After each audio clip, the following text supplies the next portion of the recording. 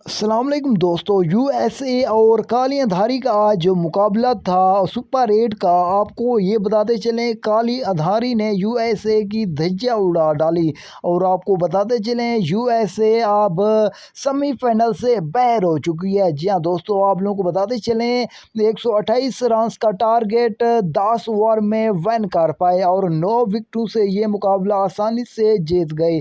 जी हाँ दोस्तों, आप लोगों को यहाँ पर मुकम्मल तफसील से बताते हैं। फास्ट हैं तो चैनल को सब्सक्राइब कर दें ताकि क्रिकेट से जुड़ी तमाम वीडियो आप लोगों के साथ शेयर कर सकें। जी हाँ दोस्तों, आप लोगों को बताते चलें ग्रुप बी में 3 टीमें लड़ रही हैं। पहले नंबर पर साउथ अफ्रीका 2 मैच जीत चुकी है। दूसरे नंबर पर वेस्ट इंडीज 1 मैच जीत चुकी है और 1 हार चुकी है। तीसरे नंबर पर इंग्लैंड टीम 1 जीत चुकी है और 1 हार चुकी है। क्योंकि आप लोगों को बताते चलें इन 3 टीमों का बड़ा मुकाबला होने वाला है। आपके ख्याल में क्या इन तीनों टीमों में से कौन सी 2 टीमें सेमीफाइनल में पहुंच पाएगी? आप लोग कमेंट सेक्शन में अपनी कीमती राय का इज़हार ज़रूर करना है और अपने प्यारे भाई को दीजिए इजाज़त। अल्लाह निगहबान।